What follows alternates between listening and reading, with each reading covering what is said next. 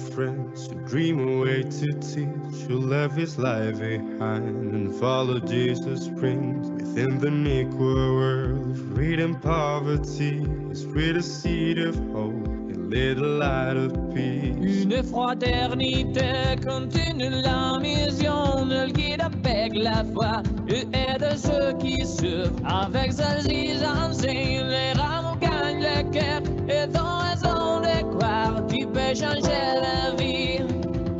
If we decided to take an option for the others, he wanted to be together, preaching by example, always doing with his presence. We all live from the Star Trek, we all walk through the Star Way. We share one heart, one common friend, one life to live with all the rest. One love, one life, one common friend, living our hearts forever.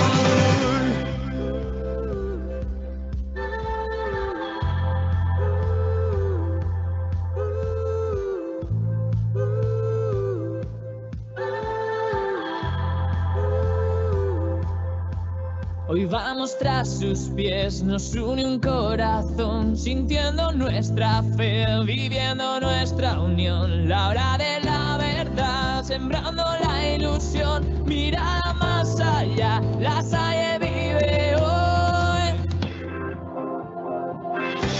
We share one heart, one common friend, one life to live with all the rest. One love, one life, one common friend, living our hearts forever. We share one heart, one common friend, one life to live with all the rest. One love, one life, one common friend, living our hearts forever. We share one heart, one common friend, one life to live with all the rest. One love, one life, one common friend, living our hearts forever. We share one heart, one commitment, one life to live with all the rest. One love, one life, one commitment, live in our hearts forever. Muy buenas tardes, tengan todos, querida comunidad, sean bienvenidas a esta conferencia, Masculinidades no hegemónicas para la prevención de la violencia de género.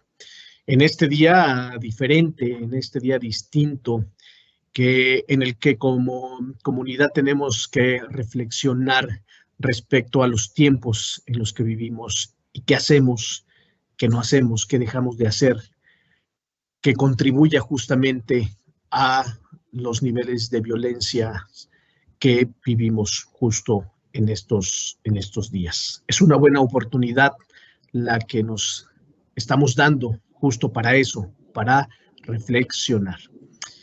Para iniciar esta conferencia, doy la bienvenida a nuestro rector, el doctor Luis Ignacio Salgado Fernández, quien tiene un mensaje para nosotros. Doctor, muy buenas tardes, bienvenido. Muchas gracias, maestro Iván, y muy buenas tardes a todos. El día de ayer escuchábamos también con tristeza un mensaje que se estuvo repitiendo durante todo el día, de que hay 10 feminicidios diarios en el país. Causa en Común, esta organización que encabeza María Elena Morera, se ha dedicado a registrar con rigor este universo de violencia impune y ascendente de nuestro país. Y han establecido que en lo que va de este gobierno han sido muertas 8,540 mujeres. Entre 2015 y 2022, los feminicidios han aumentado 135%. En 2021 y lo que va de 2022 han sido asesinadas con crueldad extrema 612 mujeres. Un ejemplo, El 20 de febrero pasado apareció el cadáver de una adolescente en Tabasco degollada. 2 días después, el 22 de febrero, se encontró el cuerpo torturado de la conductora Anaí Michelle Pérez. Y en lo que va del sexenio han desaparecido 23.164 mujeres. En ese mismo lapso se han registrado 786.000 llamadas a las autoridades reportando actos de violencia, de acoso, de hostigamiento o de abuso sexual. Se dice que en promedio 680 mujeres son violentadas diariamente.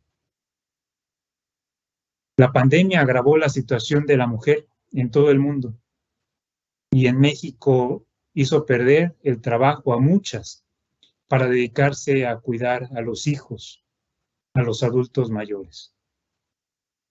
Tienen razón, está justificado el que marchen, el que levanten la voz, el que nos pidan que reflexionemos, que actuemos como sociedad. Por supuesto que sí. ¿Qué más tendría que pasar en México para que hiciéramos algo? Nos queda entonces, por supuesto, reflexionar, ver qué puede hacer cada quien y en base a ello ser muy proactivos.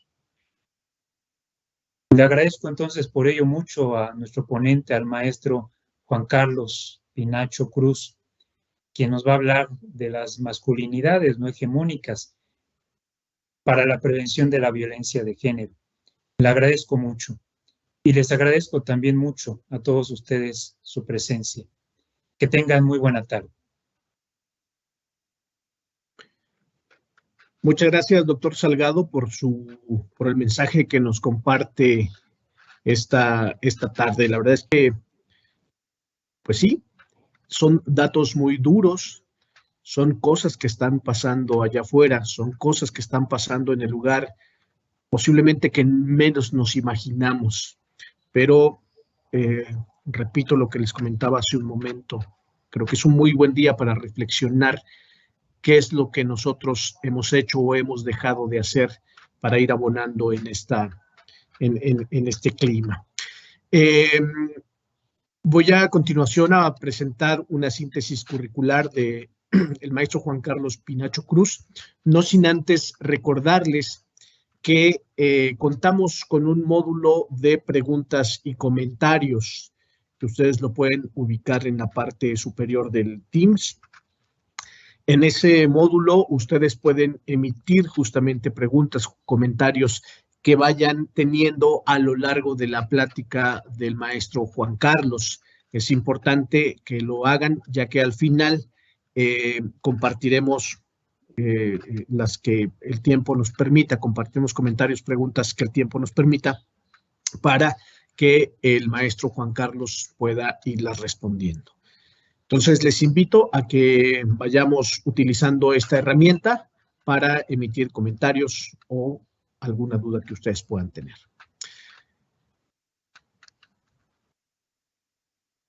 El maestro Juan Carlos Pinacho Cruz es psicólogo de profesión, maestro en psicología organizacional por la Universidad de las Américas Puebla. Tiene estudios en violencia y paz en el Colegio de México y en género y educación superior por la Universidad Nacional Autónoma de México. Es diplomado en prevención del delito y la violencia en jóvenes en la Universidad de Chile, así como en derechos humanos por la Universidad Iberoamericana Puebla. Y en igualdad de género por la Benemérita Universidad Autónoma de Puebla. Se ha desempeñado como docente de nivel superior en universidades de Oaxaca y Puebla. Ha colaborado en organizaciones de la sociedad civil en materia de prevención del delito, cultura de la denuncia y participación ciudadana. Es activista por los derechos humanos, la igualdad de género y la comunidad LGBTIQ+, y en su tránsito por la UAP trabajó en la Dirección de Educación Superior como coordinador del programa Cuenta Conmigo en 2017. Ocupó el cargo de director de acompañamiento universitario de 2018 a 2021 y actualmente es docente de la Facultad de Derecho y Ciencias Sociales de esa casa de estudios, así como coordinador de transversalización de género en la Vicerrectoría de Investigación y Estudios de Posgrados, BIEP. Maestro Juan Carlos, sea usted bienvenido a la comunidad de la Universidad La Salle, Oaxaca. Muy buenas tardes, adelante. Buenas tardes a todos. ¿Me escuchan bien? Lo escuchamos muy bien, maestro. De acuerdo. Buenas tardes, comunidad lasallista de Oaxaca. Agradezco a sus autoridades, el doctor Fernández y integrantes de esta actividad el día de hoy, la posibilidad de contribuir al paro nacional del 9M y a que compartamos estos espacios quienes biológicamente y no nos asumimos o identificamos como hombres. Mi reconocimiento especial a todas las mujeres universitarias en todos los ámbitos y en todos los tiempos. Su participación ha sido fundamental y decisiva en nuestro rumbo como sociedad.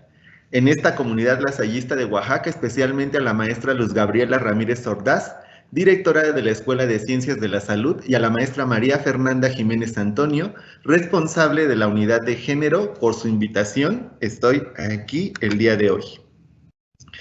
Escuchando las cifras que el doctor Fernández nos compartía, no sé ustedes, pero yo siento, entre otras reacciones corporales, cómo se erizan mis vellos de la piel, pero también, entre otras reacciones más psíquicas y del pensamiento, cómo es que estos feminicidios son cometidos por nosotros los hombres.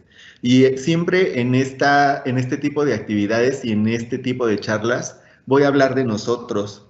Voy a hablar de nosotros y me voy a incluir en ese nosotros, porque el hecho de que los hombres trabajemos estas temáticas no quiere decir que automáticamente estamos libres de violencia o de ejercicio de la violencia, y mucho menos libres de responsabilidad. Y yo creo que en la medida en que los hombres aprendamos a reconocernos como parte de ese grupo social que violenta, que discrimina, que promueve la desigualdad, y sobre todo trabajemos en nuestros propios elementos personales, en esa medida podemos realmente hablar de la construcción de espacios sociales libres de violencia, de discriminación y sobre todo igualitarios y con tratos respetuosos. Masculinidades no hegemónicas para la prevención de la violencia de género es el título de esta charla que voy a compartir hoy con ustedes. Quiero que la compartamos juntos. Y es muy probable que tengamos desacuerdos, pero también es muy probable que nos identifiquemos en mayor o menor medida con lo que les presentaré. La invitación es que estemos dispuestos a escuchar, a reflexionar y a iniciar o continuar trabajándonos en nuestra manera de ser hombres. Y para comenzar, a mí me gustaría que pudiésemos observar una serie de enunciados que yo les compartiré, sobre los cuales es importante que ustedes en el pensamiento o en alguna hoja y una pluma que tengan a la mano respondan sí o no en la medida en que ustedes así lo consideren. Algo importante a mencionar es que no hay que reflexionarlo tanto. Es una situación que yo les invito a que respondan de manera espontánea y lo más pronto posible, ¿no? Y el primer enunciado es: las mujeres son por naturaleza personas sensibles. Y recuerden, es sí o no su respuesta, ¿no? El segundo enunciado sería: las mujeres son las responsables únicas de realizar las actividades en el espacio doméstico o en la casa. Recuerden, es sí o no. La tercera sería: los hombres no deben expresar sus emociones en público. ¿Sí o no? Esa sería la respuesta. Los hombres, por naturaleza, son más fuertes y agresivos. ¿Sí o no? Sería la respuesta, ¿no?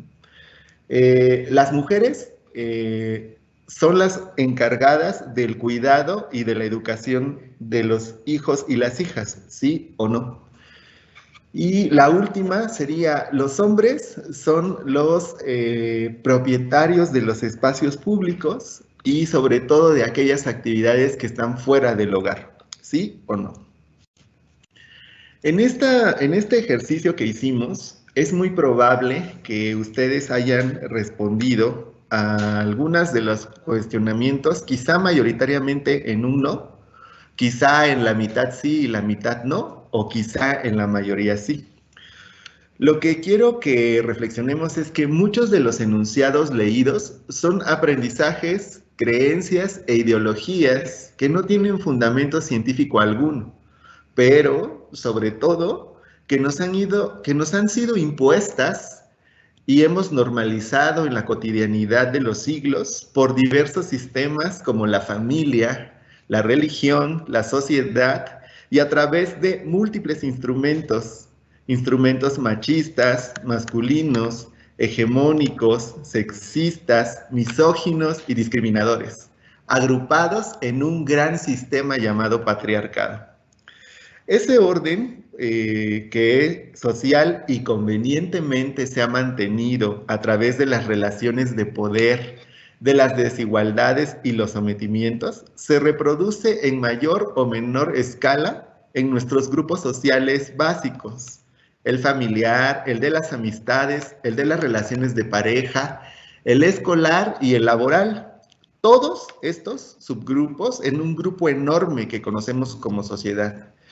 Y este dominio de lo masculino sobre todo lo demás y todas las personas es lo que conocemos como patriarcado. Y durante todo este tiempo, ustedes díganme, ¿qué no es patriarcal en esta sociedad en la que vivimos? Salvo los espacios feministas, que aquí ni a mí ni a ustedes como hombres nos corresponde cuestionarlos, no hay estructura social que se salve de ser patriarcal o tener prácticas patriarcales. Las propias instituciones de educación superior tienen un origen patriarcal y lo siguen siendo. Mi universidad y la suya son ejemplos de instituciones que albergan prácticas patriarcales. Pongamos claridad en este ejemplo en particular. ¿Qué sucede en las carreras del área de la salud? Sucede en mi universidad, sucede en muchas universidades. La mayoría de los promocionales, en la mayoría de los casos, únicamente evidencia a mujeres, mujeres enfermeras, mujeres nutriólogas. Por ahí quizá aparezca una mujer médica, y lo sabemos porque tiene el estetoscopio, ¿no? No tiene la cofia. ¿Y qué pasa con los promocionales de las carreras de ingeniería, ¿no? La mayoría son hombres, con casco, en espacios abiertos, entre otras cuestiones, ¿no? Si nos vamos a profundidad a revisar las prácticas patriarcales en nuestras instituciones, pues también observamos cómo es la matrícula de estudiantes, pero también cómo son las poblaciones de personal administrativo y personal docente. Y particularmente en la de administrativo, en algunas instituciones, si no es que en la mayoría, podemos encontrar que los puestos de alto nivel o los puestos que competen a actividades de funcionariado o actividades de máximas autoridades, mayoritariamente están ocupados por hombres. Y esa ha sido, o es, por lo menos, una de las cuestiones o prácticas que están normalizadas. No pasa nada. Se justifica porque en el sentido de que no estamos haciendo distinción en el sexo, sino estamos haciendo distinción en las capacidades, pero si nos adentramos todavía más, encontramos muchos otros elementos que, conjuntándolos, nos van a dar la razón del por qué hay prácticas patriarcales en nuestras instituciones. Sin embargo, la meta o el objetivo de esta charla es reconocer desde lo individual y lo personal qué tanto podemos estar influenciados por el patriarcado y cómo es que ejercemos esas prácticas patriarcales. Para esto me voy a permitir solicitar la proyección de uno de 3 videos que forman parte de una campaña de Fundación Avon Fundación Avon, paradójico pero cierto, respecto de la violencia de género en Argentina, que no es nada diferente a la que se vive en México y en toda América Latina. Entonces, por favor, les pediría que pudiesen hacer la proyección del video 1.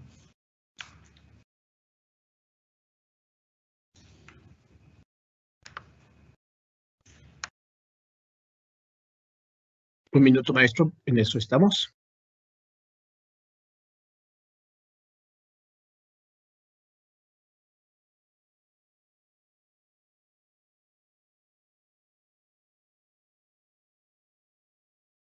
No tenemos audio, maestro Aurelio. Me llegó. Esta es la chica con la que vos... Está buena, ¿no? Está buena.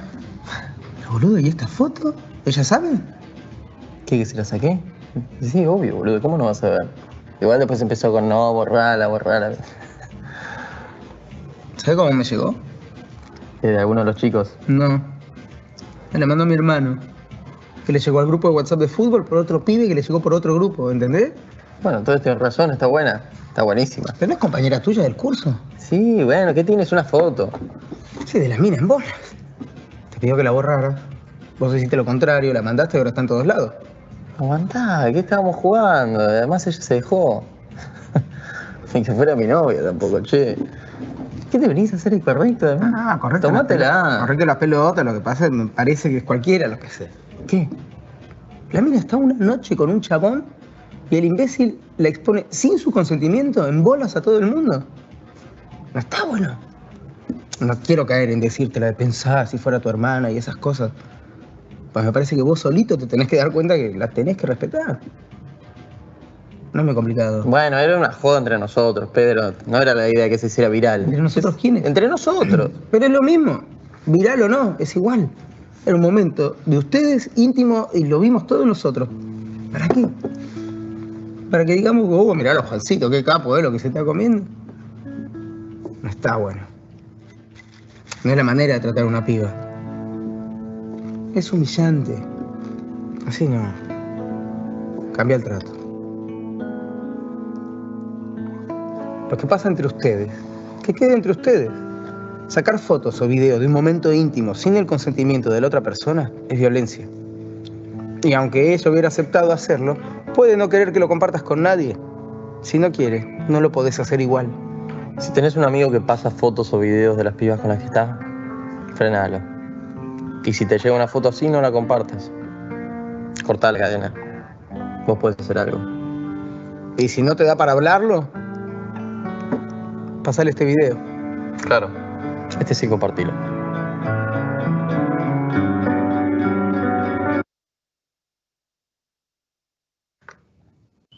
Lo más significativo, compañeros, estudiantes, académicos, personal docente y autoridades, es que esta forma de exhibición no es propia de las y los jóvenes. Es una manera también que las personas adultas en los grupos de trabajo de las oficinas, de la escuela propia o los familiares, aceptamos este tipo de exhibición de las personas, particularmente las mujeres, ¿no? Y no decimos absolutamente nada. Por eso es que les decía que siempre me voy a incluir, porque aunque trabajemos estos temas, no dejamos de ser cómplices con nuestro silencio en relación a la violencia que ejercemos o que ejercen algunos pares o la mayoría de pares hacia las mujeres y hacia otras poblaciones. Ahora sí, arrancamos con la presentación, por favor. Con base en contenidos de la Coordinación de Igualdad de Género de la Universidad Nacional Autónoma de México, la SIGU, de la Comisión Nacional de Derechos Humanos, la CNDH, de una investigación titulada La Caja de las Masculinidades, y de los propios aprendizajes y experiencias personales, voy a ir transitando en este complejo y ventajoso camino de ser hombre. En algún momento, la semana pasada, uno de los complejos regionales que forman parte de nuestra universidad, de la Benemérita Universidad Autónoma de Puebla, me invitó a charlar también a través del radio respecto de la supremacía del machismo cotidiano. Ese fue el tema. Y el machismo se une con la masculinidad hegemónica porque al final, conforme lo vamos a ver en la siguiente diapositiva, esta masculinidad hegemónica utiliza prácticas machistas justamente para poder implantarse, desarrollarse, operarse en los diversos grupos que ya les he mencionado, ¿no? Ustedes ahí en la diapositiva observan una imagen de un hombre que está observando a su vez tres escenarios o situaciones diferentes. Alcanzan a ver al hombre que está alzando pesas, alcanzan a ver al hombre que tiene a dos mujeres a su lado y alcanzan a ver por ahí a la cabeza de un hombre con la mano y unos cuadritos verdes. Está sosteniendo dinero. Y sin embargo, tal cual como lo dice la propia definición que ustedes leen en la diapositiva, partamos de qué es la masculinidad. La masculinidad es el conjunto de pensamientos, comportamientos, creencias que aprendimos sobre la forma en que debemos ser los hombres, ¿no? Esta misma definición puede aplicar a los enfoques diferentes a lo hegemónico, ¿no? Es el conjunto de pensamientos, comportamientos y creencias que aprendemos sobre la forma en que debemos ser hombres. Yo le quitaría el debemos, que aprendemos sobre la forma en que podemos ser hombres, ¿no? Ahora, la hegemonía pues implica dominancia, implica supremacía, implica imposición, implica opresión.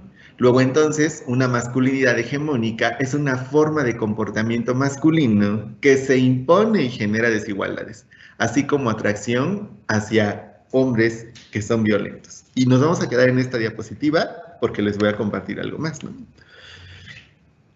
Charlar sobre la masculinidad hegemónica es charlar sobre los escenarios cotidianos en los que vivimos, hombres y mujeres y personas, ¿no? ¿Por qué? Porque al final de cuentas nuestra sociedad, como yo ya les compartía, está sumamente inmersa en este sistema patriarcal y sobre todo en este sistema que no facilita la igualdad como tal y oprime a muchas poblaciones en lo general, ¿no? Algunos ejemplos de masculinidad hegemónica es precisamente en la cotidianidad que encontramos es cómo los hombres no podemos o no preferimos vestir ciertas prendas de cierto color porque están asociadas al sexo. Así, por ejemplo, también observamos cómo en estas fiestas o en estas reuniones que se hacen para anunciar el sexo del o el bebé que viene en camino, pues utilizamos el color rosa o el color azul para indicar, porque es un aprendizaje que ya tenemos, ¿no? A quién corresponde el rosa y a quién el azul. Otra cuestión de masculinidad hegemónica, por ejemplo, es los hombres nos resistimos a lavar los trastos, ¿no? Mayoritariamente a realizar las actividades que tienen que ver con el trabajo doméstico, barrer, trapear, ¿no?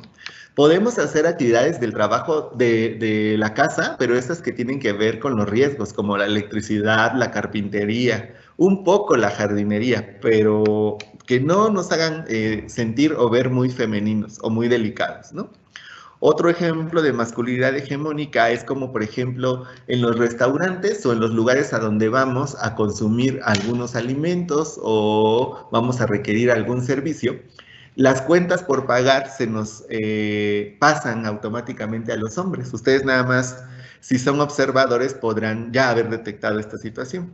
Otra cuestión más es que cuando llevamos o acompañamos a una amiga, a nuestra pareja, a nuestra hermana o a una mujer a un taller mecánico o a un espacio masculinizado, la persona que opera ese taller mecánico o ese espacio masculinizado se dirige a nosotros, no a ellas, ¿no? Otro ejemplo de masculinidad hegemónica es, bueno, pues el padre está para proveer económicamente, pero no para consentir, no para dar afectos, no para externar palabras, ¿no?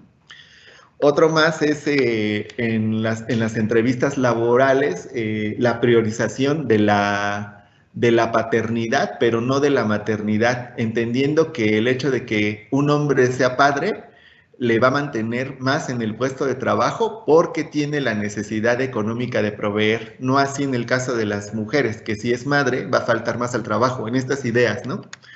Otra, pues, es las relaciones de noviazgo, ¿no? En donde la caballerosidad se traduce como forma de amor o como forma de afecto, pero no se analiza ese trasfondo que la caballerosidad tiene respecto de la persona a la que se ejerce esa caballerosidad, ¿no? Ayer un estudiante de la Facultad de Derecho me decía, bueno, es que yo le abro la puerta del carro a mi novia y regularmente siempre le doy algo con qué cubrirse. Y la pregunta era, ¿y tú le preguntaste a ella ya si quiere que le sigas abriendo la puerta del carro y si quiere que siempre le des algo con qué cubrirse? ¿O cuál es la intención tuya de abrirle la puerta del carro y darle algo con qué cubrirse si puedes mostrarle tu amor o tu afecto de otras maneras, ¿no? Y otro ejemplo de masculinidad hegemónica, pues es el lenguaje que utilizamos siempre en las organizaciones o en las instituciones. Es más frecuente que escuchemos decirle a los hombres dentro de las áreas educativas, por ejemplo, por sus títulos profesionales, que a las mujeres reconocerles sus títulos profesionales, ¿no? La que sigue, por favor.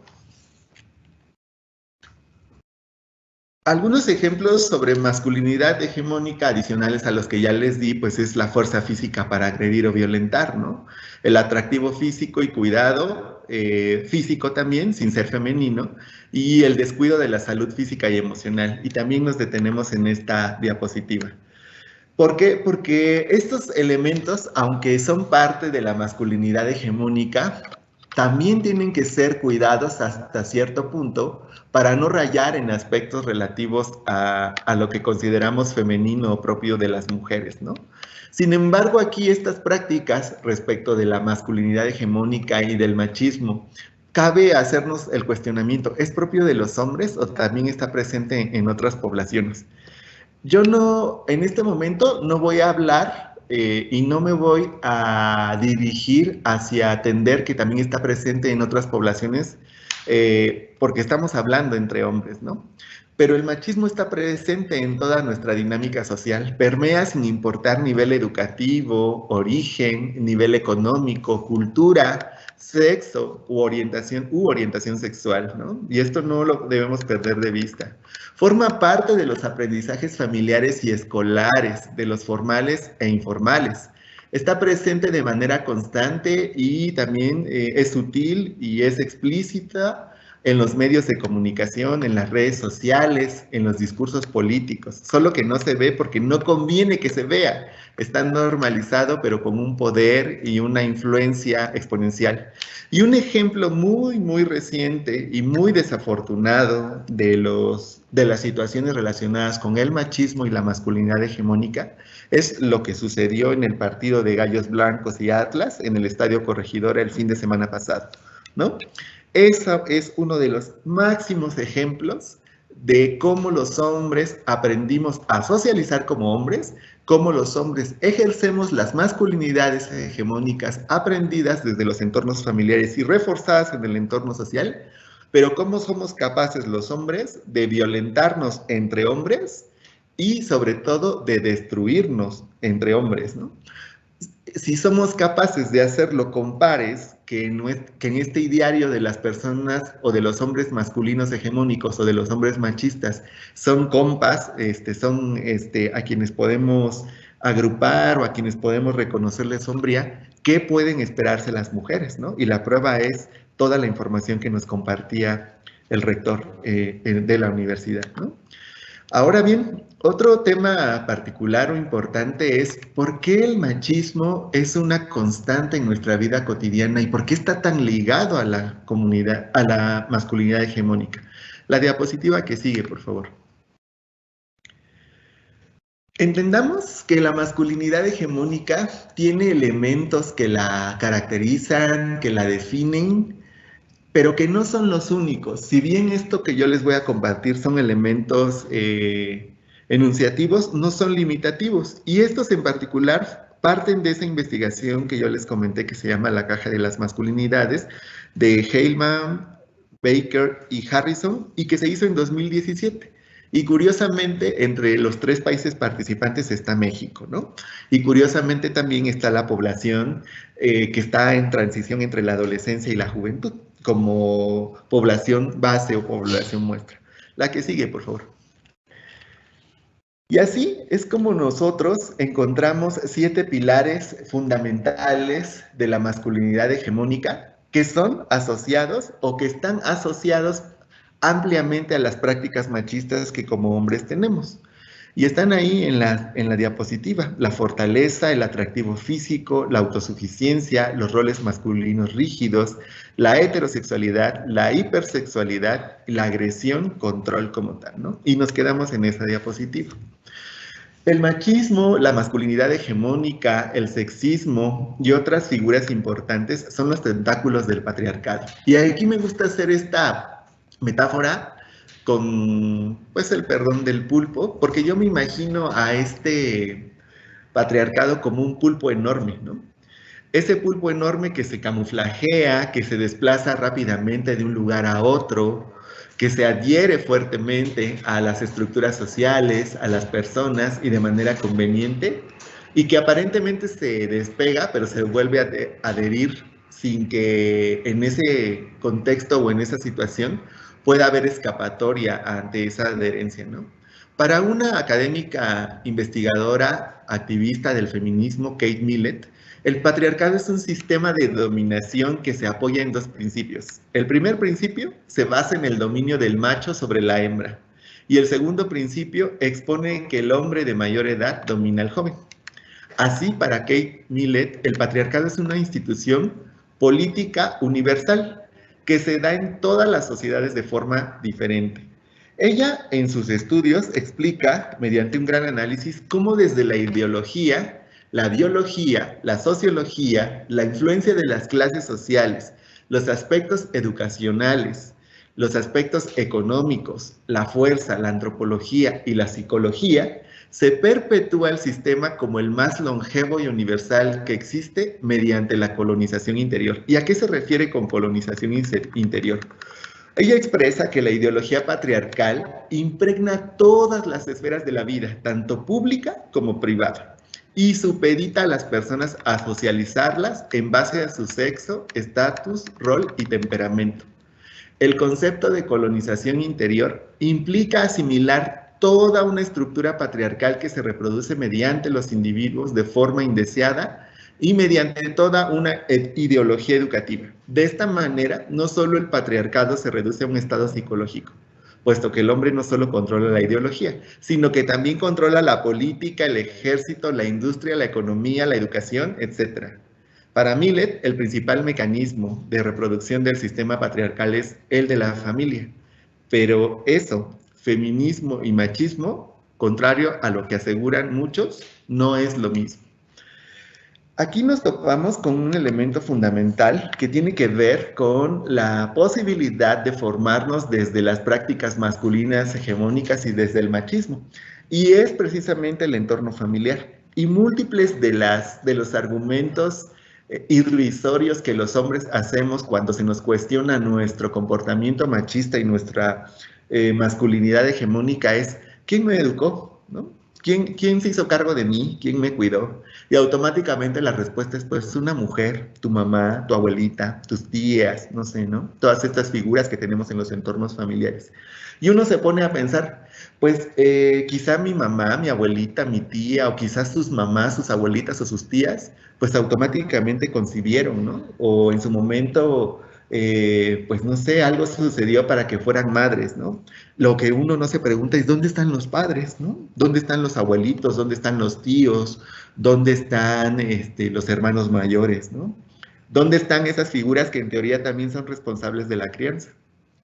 Y en esos entornos familiares es donde aprendemos que la fortaleza, no solamente física, sino emocional, es un parámetro que nos diferencia de las mujeres, ¿no?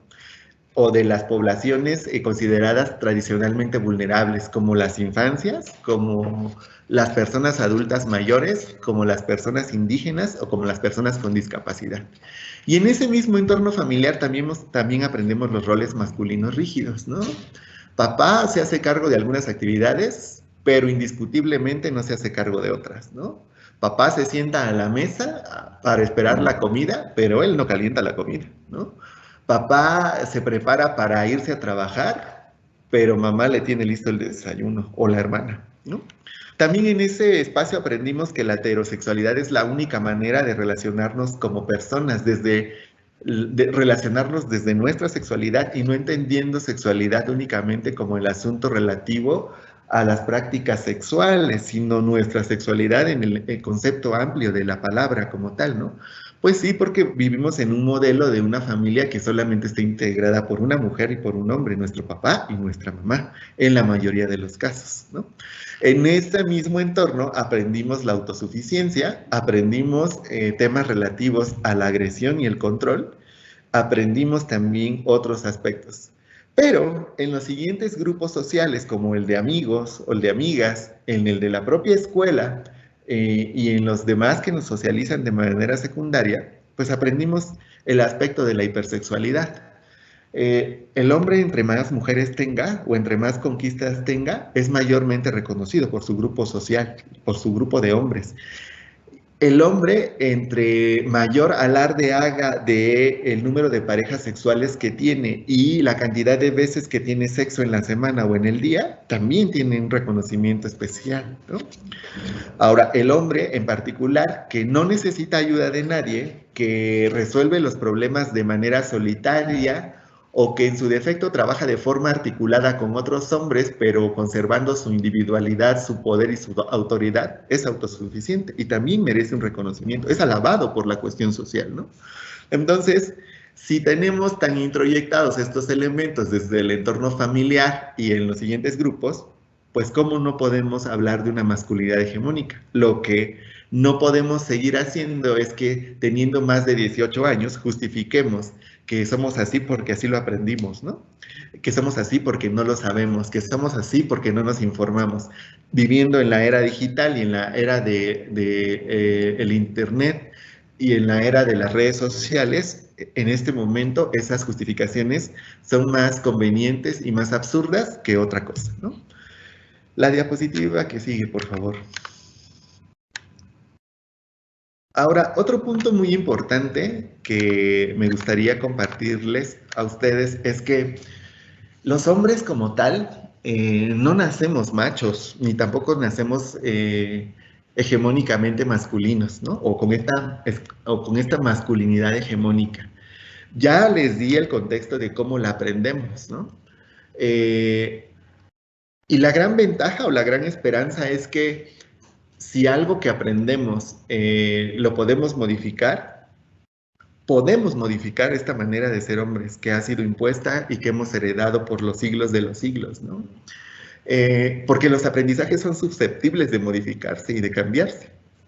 La prueba está en que en la formación profesional en las universidades aprendemos ciertas cosas que son diferentes o que van cambiando a lo largo de los años y que en el contexto laboral o en las industrias o en las empresas cambian de manera significativa y se adecuan a las realidades. Entonces, ¿cómo carajo no podríamos como hombres modificar esos comportamientos o esos aprendizajes que en términos generales no nos benefician, pero sobre todo perjudican y dañan de manera considerable a las personas que están en nuestro entorno?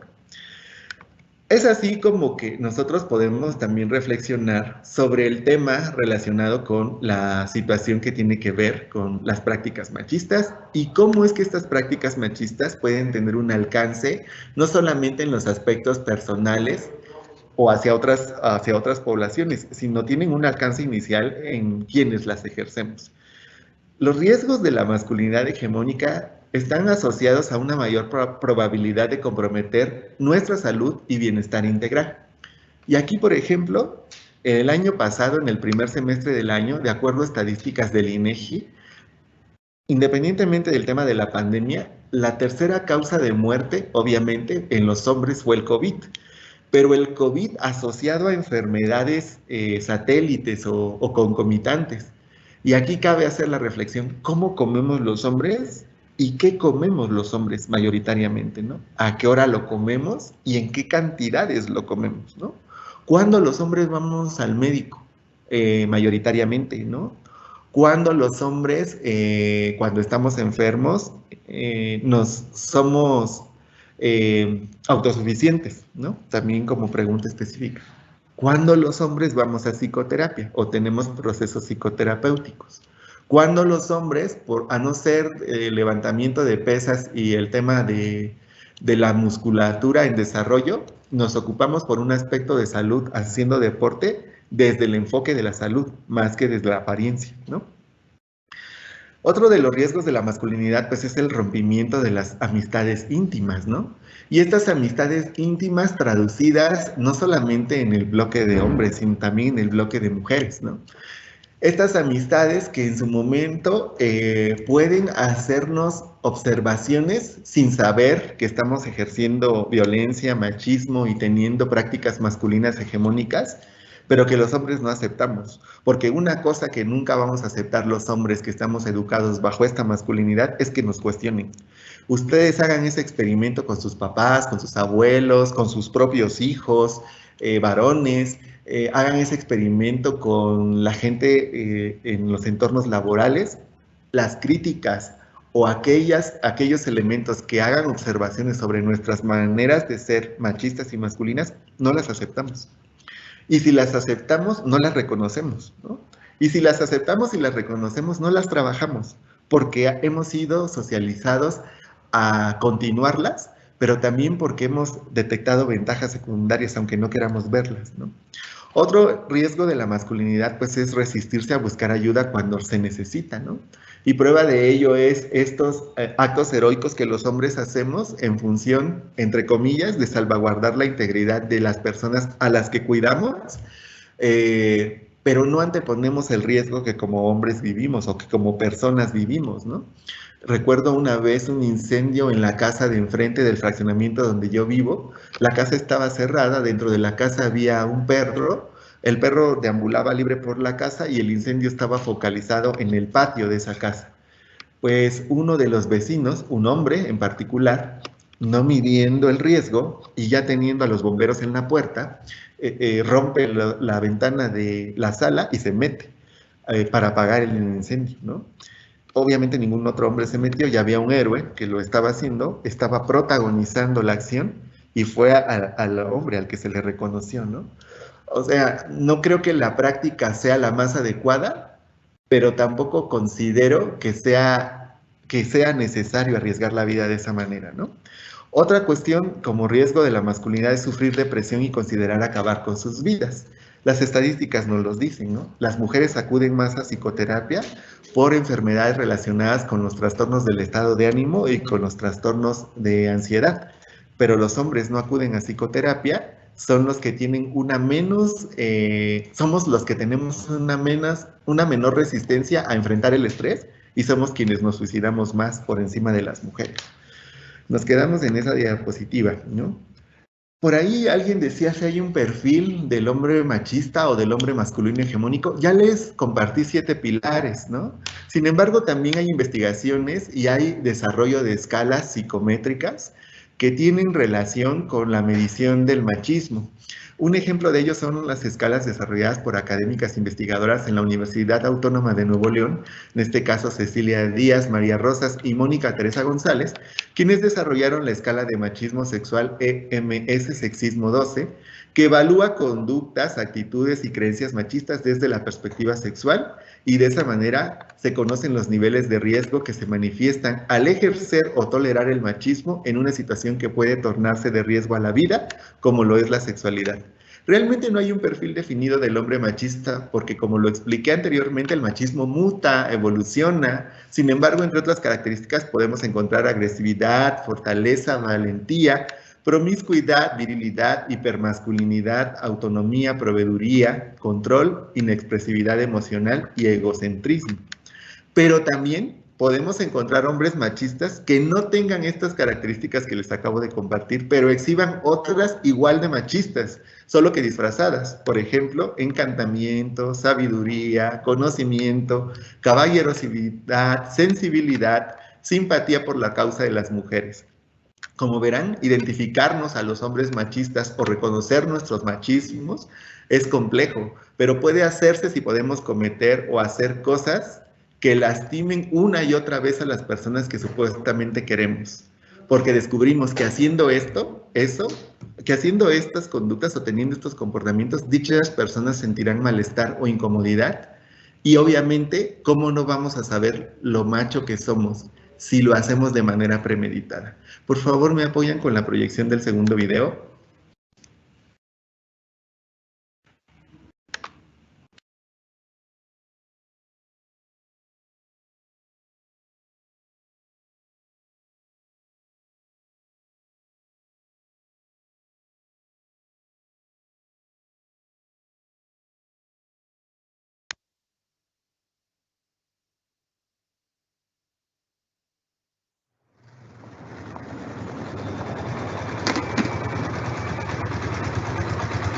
Ah, bueno, estás para el secuestro. ¿Sabes todo lo que te haría? Boludo, pará un poco, pará un poco. Para, mirá lo que es eso. Ah, dale, ¿qué te haces? ¿No te das cuenta de la asustás a la chica? ¿Viste el shortcito que se puso? Le gusta, si no, no se lo pone.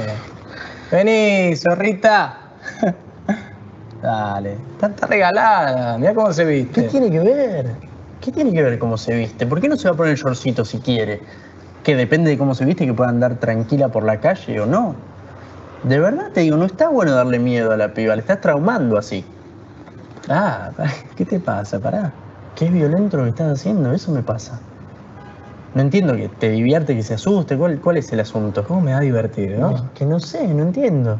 Le estás acosando así. Pero, o sea, le acelerás la moto como si la fueras a perseguir. Pará, no, tampoco para tanto. Está bien, pero es que no está bueno que salga a la calle con miedo de que un tipo le diga, mirá que si quiero te hago lo que quiero. No está bueno. ¿Qué sos, un animal que no te podés controlar? No, te entendí. De verdad te lo digo.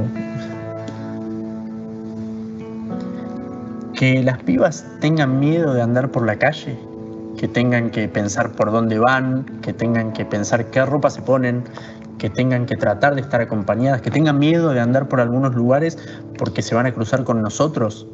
Todo eso es violencia. Si tenés algún amigo que lo hace, frenalo. Hacerle entender lo mal que las hacemos sentir, el miedo que les da.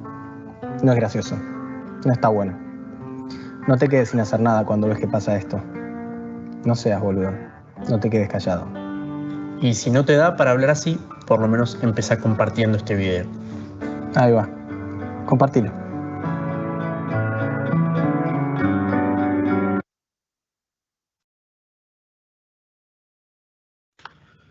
Tan negativo o tan negativa es la masculinidad hegemónica en los riesgos que tenemos al ejercerla, que esa supuesta autosuficiencia se ve mermada o se ve disminuida en los procesos de salud y enfermedad.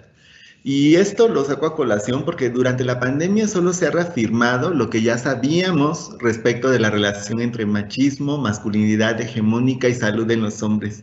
Históricamente, el otorgamiento de cuidados respecto del proceso de salud y enfermedad siempre ha sido relegado como una función primordial que realizan las mujeres. Luego entonces, cuando estamos enfermos, las cuidadoras principales son la madre, la abuela, la hermana, la hija, la tía, la esposa, la pareja, la enfermera o la curandera, todas mujeres. Por ejemplo, ¿qué sucede cuando el niño quiere salir a jugar y la madre le dice que sí, pero que debe colocarse el suéter y el padre le dice que no exagere, no hace frío y refuerza en el niño esa falta de cuidado o esa medida preventiva sobre el clima y la salud? Los hombres en la mayoría de los casos siempre vamos a tener quien nos cuide, porque la atención a la salud es considerada como una acción de debilidad. Y si ya enumeramos dentro de todas las características de la masculinidad hegemónica que la fortaleza está presente, ningún hombre machista masculino hegemónico puede reconocerse débil o vulnerable. Así sucede y así permea el tema relacionado con las repercusiones o los riesgos de la masculinidad hegemónica. La diapositiva que sigue, por favor. Otro de los riesgos que tenemos al ejercer una masculinidad hegemónica es que somos más propensos a usar la violencia, no solamente la física, ¿no? Cuando yo les decía que las mujeres, o escuchaba las cifras que nos compartió el rector, yo pensaba, ¿cómo es posible que nosotros los hombres no nos demos cuenta de lo que estamos haciendo, ¿no? Y no nos damos cuenta porque lo primero que decimos es, yo no trato igual a las mujeres, yo no soy así, ¿no? Yo soy diferente. Es más, yo cuido a mi mamá, a mis hermanas, a mis hijas, a mi esposa, ¿no? Pero yo pensaba, ¿de qué manera mi mamá y mi hermana personalmente han sido sujetas de violencia por mí y por mi padre, ¿no? ¿De qué manera mis abuelas, mis tías, sus hermanas, sus hijas han sido sujetas de violencia por los hombres de la familia, ¿no? ¿Cómo todavía se estila familias donde si no está el hijo mayor o si ante la ausencia del padre, ya sea por muerte o porque nunca estuvo presente, quien tiene que tomar las decisiones o quien debe asentir a tomar esas decisiones es el hombre en particular, ¿no? Esas son formas de ejercer la masculinidad hegemónica, ¿no? Y no es una violencia física, es una violencia psicológica, ¿no? ¿Cómo es que todavía existen esos hombres que con tal de que sus parejas o sus esposas no les estén molestando durante el día, les dan una tarjeta de crédito o les dan una tarjeta de débito, pero el control de esa tarjeta y de los recursos que tiene esa tarjeta no lo tiene ella, lo tiene él, ¿no? ¿Cómo es que existen todavía esos hombres que piensan que están derrotados porque una chica en la escuela no les aceptó el sí para ser su novia y no dejan de acosarla por redes sociales, a través de las amistades, a través de los regalos, a través de ir de sorpresa a su casa, entre otras cuestiones, ¿no? Entonces, somos más propensos a usar violencia verbal, virtual, física contra otras y acosar sexualmente a las mujeres. Otro riesgo de la masculinidad hegemónica es que somos o tenemos más probabilidades de ser víctimas de violencia. Y la prueba es el estadio en particular, ¿no? Lo que sucedió en esas gradas de ese estadio en específico, ¿no?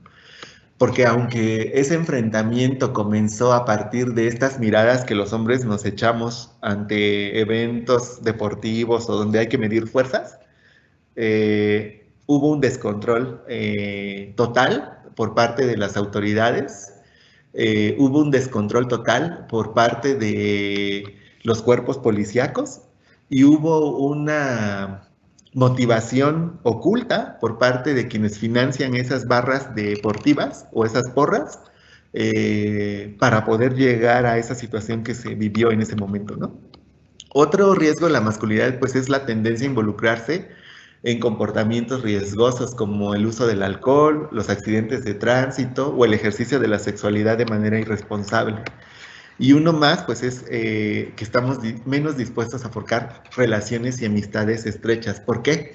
Porque esas relaciones van a permitir que se nos observe, van a permitir que seamos sujetos de crítica, van a permitir que tengamos ciertos señalamientos. Y eso, como hombres masculinos hegemónicos, no podemos permitirlo. La que sigue, por favor.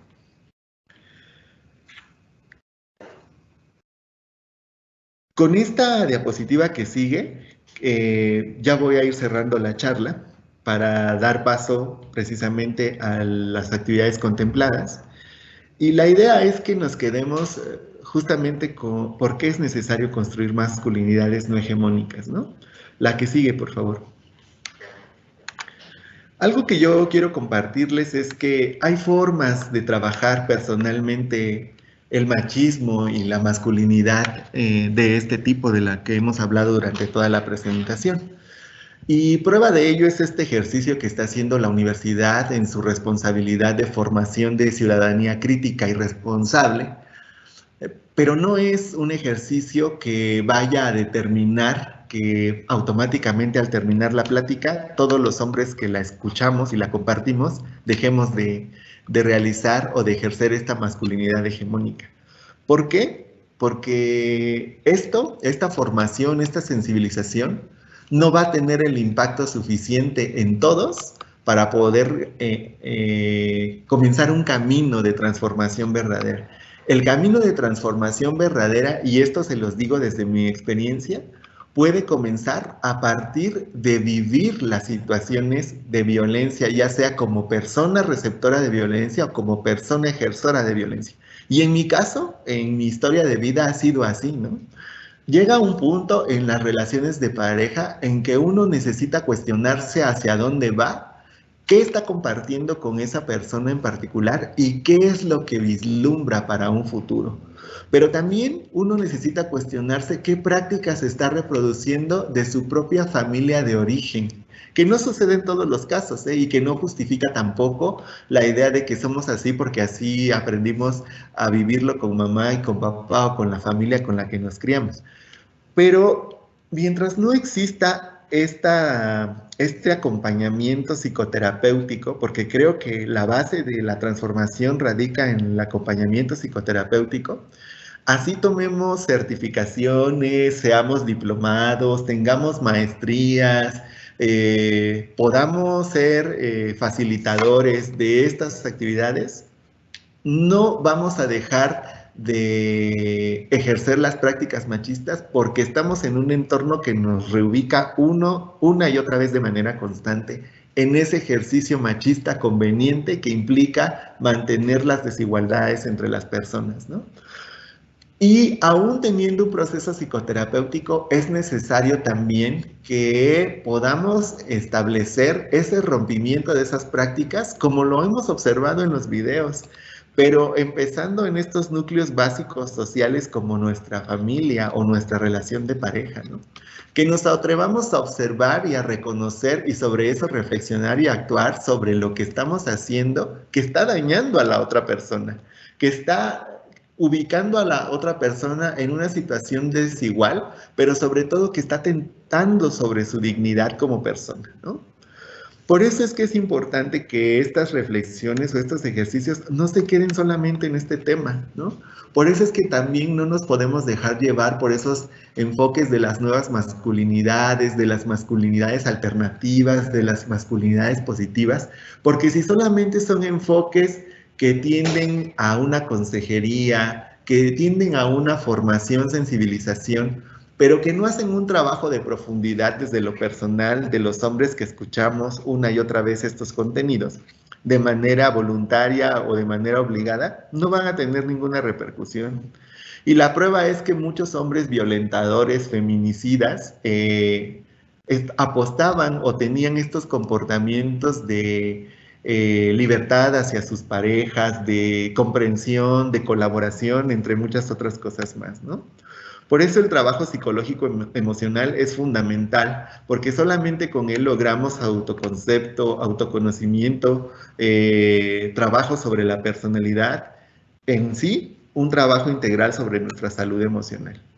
Y ¿por qué también es importante estos temas? Porque tal como lo indica la diapositiva, nos va a permitir un autocuidado, pero nos va a permitir el cuidado real de las y los demás, ¿no?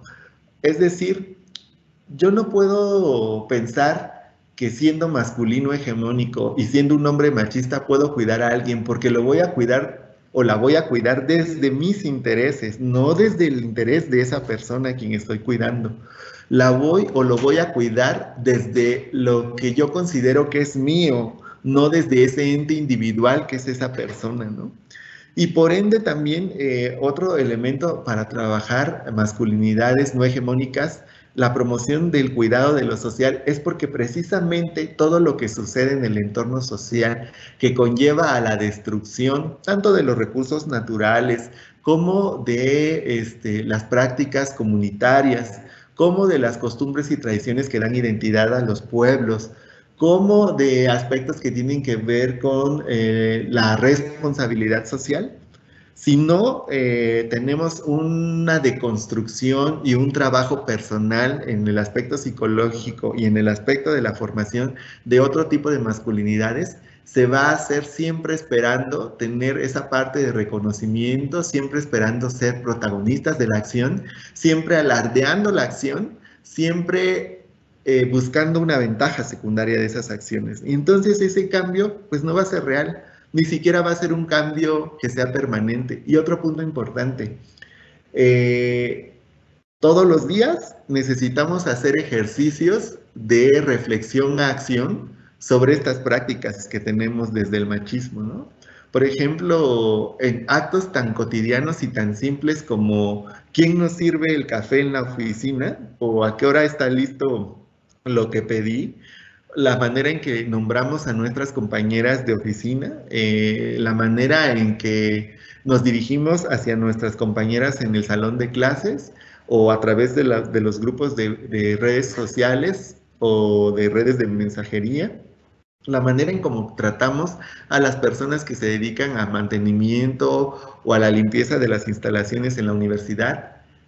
Estos actos cotidianos y sencillos son sobre los que específicamente podemos ejercitar esa verdadera transformación y ese verdadero cambio.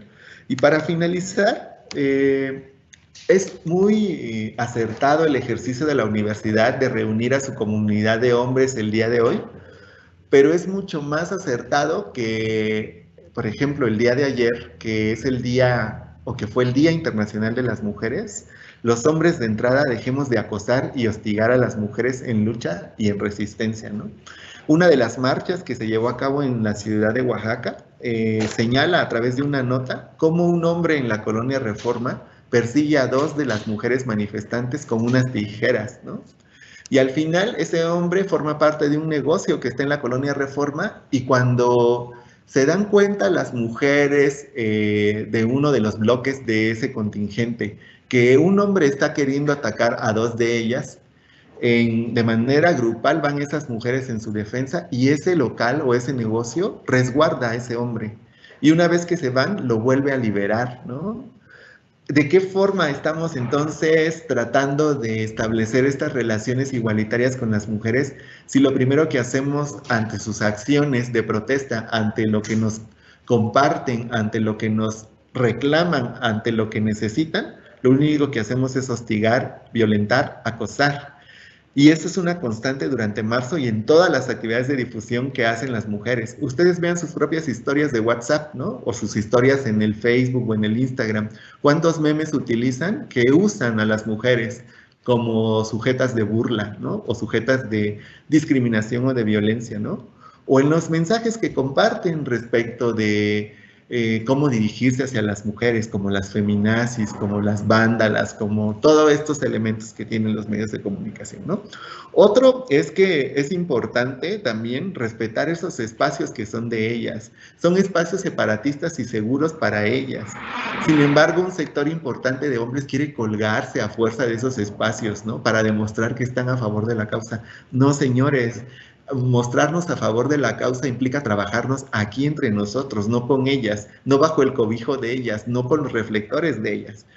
Otro tema importante también es que no nos denominemos aliados si insistimos en participar de las marchas y las manifestaciones y sus pronunciamientos, si insistimos en tener esta línea protagonista siempre respecto de lo que hacen las mujeres, si insistimos en explicarle a las mujeres, aunque ellas ya lo explicaron muy bien, pero nosotros pensamos que lo podemos mejorar todavía más, ¿no?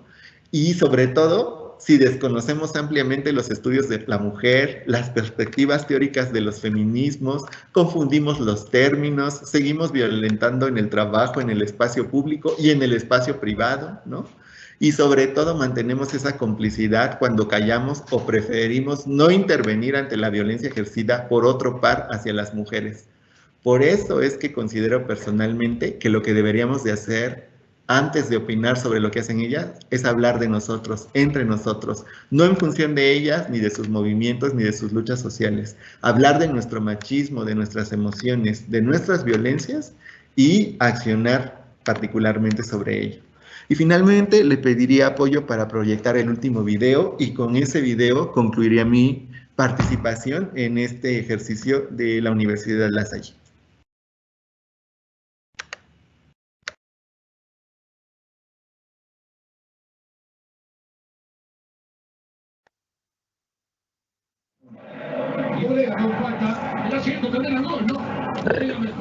Es una vergüenza esto. 2-0, esto no se remonta más, es un desastre. Sí, es una vergüenza.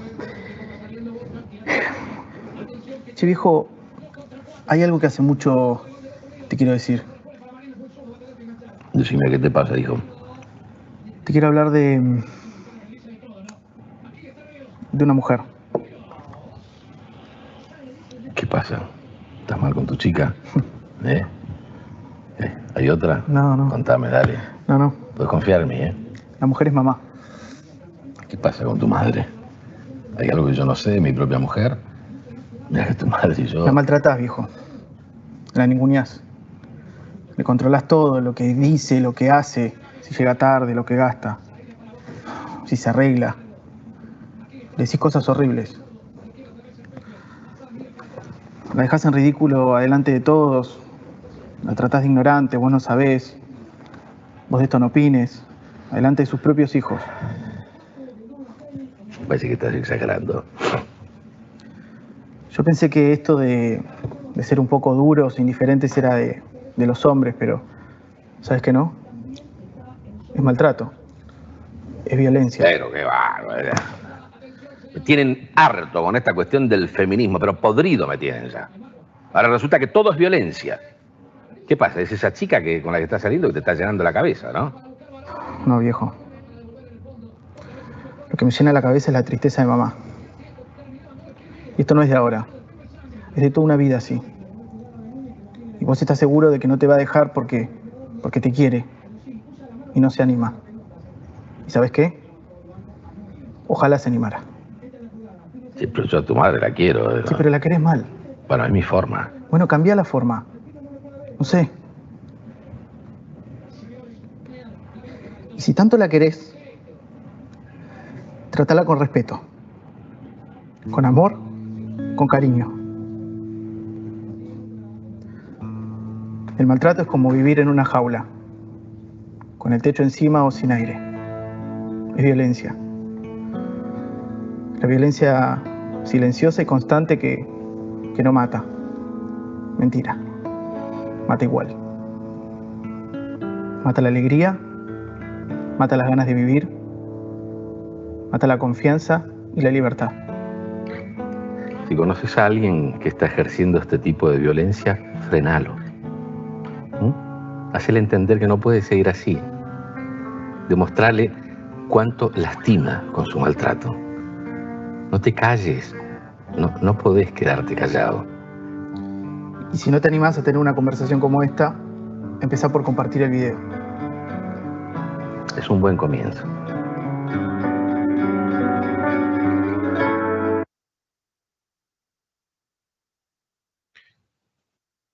Pues muchas gracias, maestro Juan Carlos, por estas ideas que nos comparte. Y bueno, pues creo que, como lo mencionábamos en un principio, es un espacio de reflexión pertinente, porque hay ocasiones o muchas veces con actitudes que a lo mejor nosotros mismos pasamos desapercibidas, estamos violentando.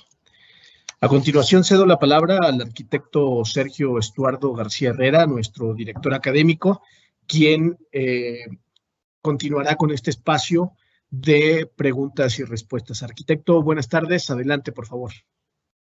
Muy buenas tardes a todos. Maestro Juan Carlos, muchísimas gracias por su charla.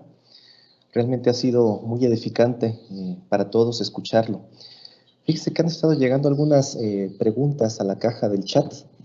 Y hay una que particularmente me llamó la atención y creo que valdría la pena que pudiéramos reflexionar al respecto. Ayer estuve yo, me gustaría contextualizarlo un poco.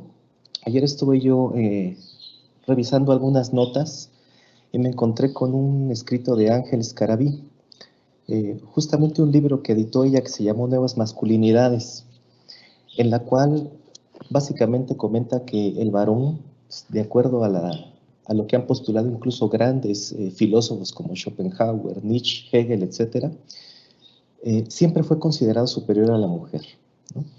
Y que finalmente esto ha sido un constructo cultural que vinculó a la mujer, por ejemplo, a cosas que ya ha dicho usted, como el cuidado de los hijos, de la familia, que la ha mantenido alejadas de decisiones de Estado, por ejemplo. Y el hombre finalmente, decía ella, que se erigió como sujeto de su propio deseo, activo, autorizado incluso a desatender el cuidado familiar. Y la mujer se conformó en una ética un poquito más relacional con respecto al varón. Y el varón asumió finalmente pues el individualismo como un factor de éxito. A partir de esto que le comento y de lo que usted me ha comentado ahorita, no nos queda duda que el ser hombre, el ser varón, es un concepto construido cultural e históricamente. Hay una pregunta que dice, ¿pero no cree que está generalizando mucho porque todo esto de la masculinidad, se supone que ser masculino ahora es malo? ¿Ahora debemos usar falda para demostrar que no somos machistas? Quizá yo pondría la pregunta en los siguientes términos. ¿A qué características alude el postulado de la nueva masculinidad? No sé si nos podría compartir su opinión. Claro. De inicio, uno de los principales argumentos que encontramos desde la masculinidad hegemónica, y precisamente el último video en el rol del papá lo dice, ¿no? Es que ahora todo es violencia. Es que ahora tenemos el feminismo y el feminismo nos tiene hastiados. Es que el feminismo no surgió ahora, el feminismo tiene 3 siglos como enfoque teórico, ¿no? Pero justamente por lo que usted mencionaba, maestro, el feminismo no es considerado como un estudio científico, aunque haya en este momento una gran cantidad de estudios relativos al feminismo en las unidades o en las instituciones de educación superior. ¿Qué nos construiría como hombres masculinos no hegemónicos? De inicio, el reconocimiento de que formamos parte de un grupo socialmente privilegiado, con el mayor número de derechos desde las legislaciones y desde las no legislaciones, y también con el mayor número de ventajas. Y aquí podría saltar otro argumento de decir, oye, no todos los hombres tenemos los mismos privilegios ni los mismos derechos. Sí, no todos los hombres los tenemos, pero en mayor o menor medida en esa escala del hombre mayor o del hombre más hegemónico hacia abajo, difícilmente vivimos o experimentamos lo que pueden experimentar las mujeres. ¿De qué otra manera podemos ser masculinos no hegemónicos? El uso de falda no implica salir de la masculinidad. Antes bien, desde mi perspectiva, el uso de una falda, en el caso de los varones, implica seguir reproduciendo los roles de género, implica seguir asociando que el hecho de ser sensible nos identifica con una falda, como puede identificar a las mujeres, ¿no? Entonces, también confundirnos en este aspecto podría ser algo interesante a considerar en otra charla. Pero otro de los temas es el propio reconocimiento de esos privilegios, de esos derechos mayores, de esas ventajas mayores, pero también el propio reconocimiento de nuestras vulnerabilidades, ¿no? El ejercicio personal de apostar por ese autoconocimiento, ¿no? Un autoconocimiento que no está justificado o que no depende completamente de nuestras historias familiares, ¿no? Porque una de las constantes es, así fui criado, ¿no? Así aprendí a querer, ¿no? Así aprendí a ser hombre, a demostrar lo que siento, ¿no? Y no, o sea, eso no es algo que en una institución de educación superior quepa, ¿no? Sobre todo porque en este contexto particular de la educación superior, esas chicas y esos chicos y quienes laboramos, tenemos ese privilegio de acceso a una educación superior. Y por ende, tenemos la posibilidad de informarnos, de formarnos, de discutir, de criticar, de analizar, como pudieran no tenerlo otras poblaciones. Y aún así, en esas otras poblaciones, en los talleres que hacemos, podemos lograr ese reconocimiento de esa propia sensibilidad, de ese propio autoconocimiento.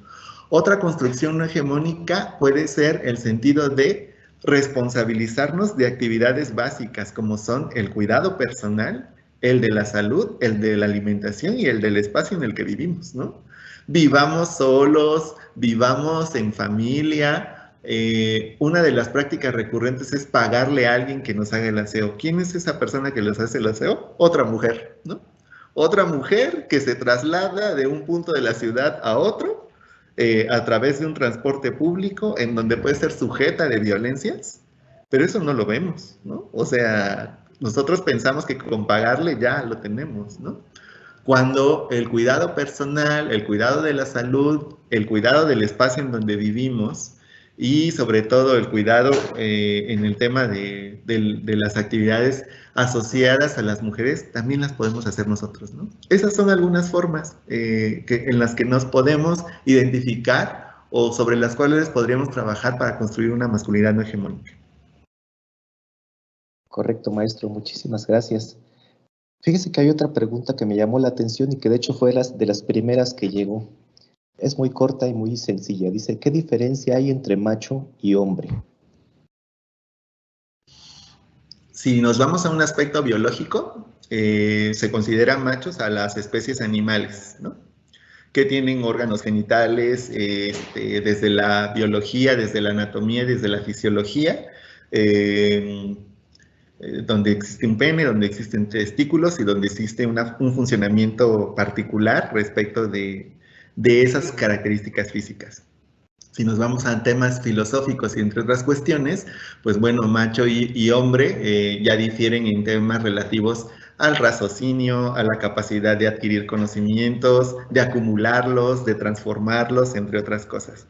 Yo les podría decir que si partimos desde la masculinidad hegemónica, no hay tal diferencia. Macho y hombre son lo mismo, desde el enfoque de la masculinidad hegemónica. Si partimos de aspectos o desde otros enfoques teóricos, podemos encontrar una gran diferencia entre el término macho y entre el término hombre. ¿Por qué? Porque esos otros enfoques teóricos nos pueden dar luz desde la sociología, desde la antropología, desde la filosofía, que el hecho de ser hombre no implica necesariamente ser macho, ¿no? Y entonces ahí sí podemos encontrar diferencias, desde la propia psicología también. Gracias, maestro. Fíjese que ahorita hay una pregunta por acá en el chat que acabo de ver que te enlaza un poco con lo que usted nos comentaba hace ratito de la noticia sobre la marcha del día de ayer. Esta suele ser una pregunta que ha salido en otros foros, por eso quiero volver a comentarla. Dice, en las marchas se daña propiedad privada de gente que no tiene nada que ver. ¿No es eso exactamente por lo que luchan, por la no violencia? Es decir, se daña una propiedad solo por el hecho de estar ahí. ¿Cuál sería su opinión al respecto, maestro? Yo pensaría, en los feminicidios no dañamos una propiedad, dañamos a una persona. Es más, terminamos con la vida de una persona. La situación está relacionada con que las propiedades privadas efectivamente son espacios de otras personas, ¿no? Los cuerpos de las mujeres son sus propios espacios y son peormente dañados, ¿no? O dañados de una manera incluso con el término de su vida. Estas prácticas que nosotros sí observamos en las marchas, como el ejercicio de actividades de destrucción, las pintas y todos estos elementos, podrían desde otros enfoques, como la estética, como la arquitectura, como el patrimonio, como la conservación, como lo que ustedes puedan pensar, no caber, ¿no? La cuestión está en que no caben esos comportamientos, pero sí cabe matar 10 mujeres al día en aspectos relacionados con el feminicidio.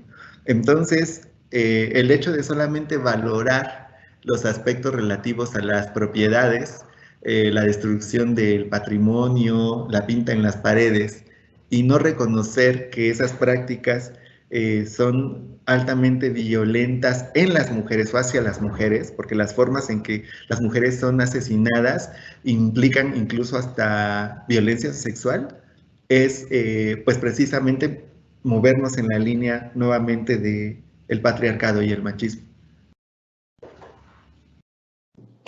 Muchísimas gracias, maestro. Fíjese que tenemos en realidad bastantes preguntas, pero el tiempo también nos apremia.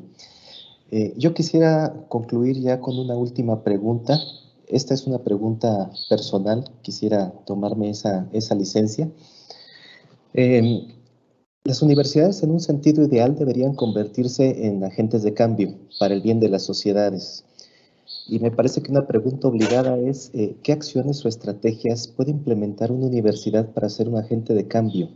Hablando de igualdad de género, ¿conoce usted alguna experiencia o referencia de alguna universidad que haya logrado implementar un proyecto sólido, muy destacado y con buenos resultados que nos sirva como referencia e inspiración? La universidad, como lo decía, es una institución altamente patriarcal. Al final de hace 2 siglos e inicios del siglo pasado, las universidades de América comenzaron a tener presencia de mujeres en esos espacios.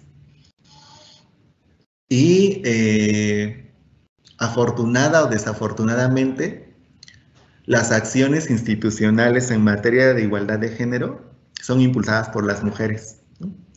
Es muy raro ver a un hombre que no busque protagonismo o que no busque que no tenga otra u obtenga otra ventaja secundaria subiéndose a estos temas, porque es casi un hecho que ese hombre va a ser tallado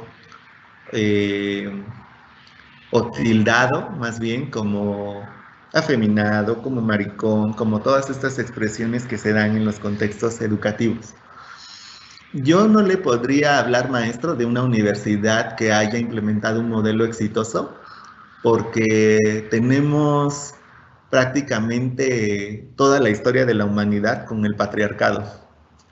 Y lo que sí le puedo decir es que a partir de prácticamente 2005, más o menos, las universidades, por lo menos las públicas o las autónomas, de una u otra manera han tenido que avanzar en sus legislaciones, en sus procesos, en sus actividades sustantivas como es la docencia, la extensión de la cultura y la investigación, y en su vida universitaria bajo los preceptos de la igualdad de género y bajo los preceptos que tienen que ver ahora desde la obligatoriedad que nos da la Ley General de Educación Superior a partir del año pasado, de trabajar en los enfoques con perspectiva de género, interculturalidad y discapacidad para nuestras poblaciones universitarias. Yo le puedo dar como referente en las universidades del país, las autónomas, a la Universidad Nacional Autónoma de México.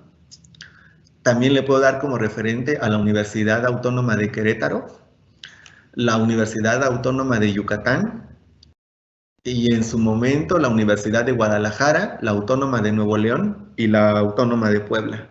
Pero aún así, maestro, con las medidas institucionales, con las acciones, las prácticas patriarcales de masculinidad hegemónica y machista siguen presentes, ¿no? Prueba de ello es lo que sucedió a principios de año o entre enero y febrero en la Autónoma de Yucatán con la denuncia pública de docentes acosadores, ¿no? O más bien hostigadores, ¿no? Prueba de ello es lo que sucede al interior de la Universidad Nacional Autónoma de México en relación con lo que el personal docente masculino externa sobre las estudiantes, ¿no?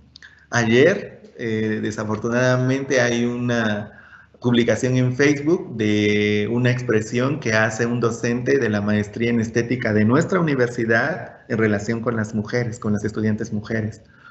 Entonces, para que consideremos exitoso un modelo implementado desde la perspectiva de género, la participación del sector masculino o del sector de los hombres es fundamental, pero no se logra de la noche a la mañana, porque nuestras resistencias son mayores, maestro, ¿no? Y nuestra ceguera conveniente también es mayor. Entonces, bajo esos esquemas, pues la lucha de las mujeres y el remar contracorriente, conforme cambian las rectorías de acuerdo a sus periodos de nuevas administraciones, es un río que no tiene fin y sobre el cual ellas nadan y nadan y nadan y nadan y no tienen esta posibilidad histórica de reconocimiento sobre todas sus acciones porque no son válidas y tampoco son validadas por la comunidad universitaria en general. Sí, sin duda. Lo que no quiere decir que no trabajemos en ello, ¿no? Eso es algo completamente diferente. Claro, claro. Sí, sin duda, esta resistencia supongo que también está fuertemente arraigada en la posible pérdida de poder, ¿verdad? Claro. Que viene implícita. Pues, claro, porque no hay disposición a compartir esos poderes, ¿no? Así es. Y tampoco esos modos de saber. Claro. Y de ser. Muy bien, maestro, pues ha sido una excelente tarde de reflexión, de autoconocimiento, de autocrítica, de deconstrucción, e incluso yo diría que puede ser el germen de un cambio, porque creo que autocriticar, autoconocerse, no tiene ningún sentido si no tiene algún efecto práctico a posteriori. Entonces, pues no me resta más que agradecerle y a nombre de la universidad, yo quiero entregarle un reconocimiento. En este caso sería un reconocimiento simbólico. Me parece que lo podemos ver por pantalla, que más tarde, que posteriormente se lo haremos llegar hasta su domicilio. Y pues agradezco mucho al maestro Juan Carlos Pinacho Cruz por habernos otorgado esta charla, esta conferencia, el día hoy, 9 de marzo del 2022, Masculinidades no hegemónicas para la prevención de la violencia de género. Maestro, un fuerte abrazo hasta donde esté. Muchísimas gracias por su apoyo, por su visita, por sus palabras y su orientación. Muy buenas tardes. Gracias a ustedes por la invitación. Pues me uno a los agradecimientos, maestro Juan Carlos Pinacho, arquitecto Sergio, doctor Luis Salgado. Me uno justo a estas reflexiones también que creo que es nuestra obligación como universitarios, como hombres, hacer, y más en estos tiempos. Pues muy buenas tardes que tengan todos. Indivisa manen, lo unido siempre permanece. Y bueno, pues nada más recordarles que a las 4 de la tarde tendremos la siguiente plática, los hombres como eje de cambio para la igualdad de género. Los esperamos más o menos en 1 hora y media para continuar con esta jornada. Muy buena tarde tengan todos.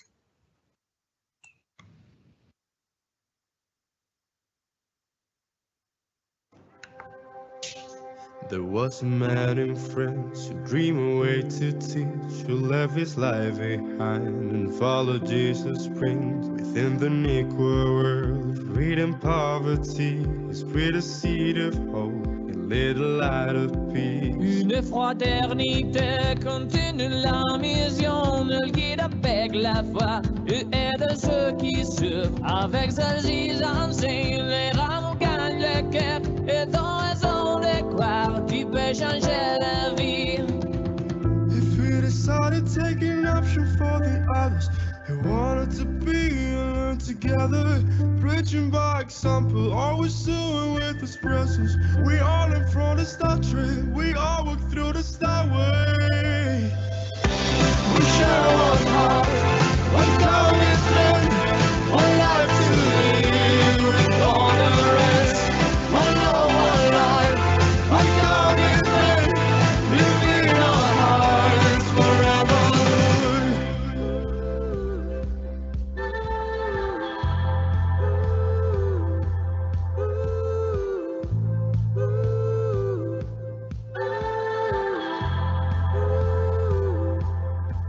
Hoy vamos tras sus pies, nos une un corazón, sintiendo nuestra fe, viviendo nuestra unión. La hora de la verdad, sembrando la ilusión, mirada más allá, la Salle vive hoy.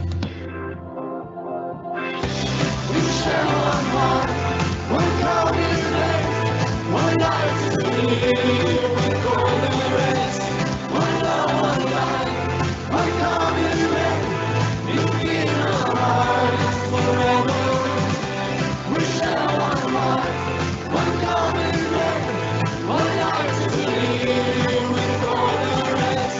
One love, one life, one commitment, live in our hearts forever. We share one heart, one commitment, one life to live with all the rest. One love, one life, one commitment, live in our hearts forever. We share one heart, one commitment, one life to live with all the rest. One love, one life,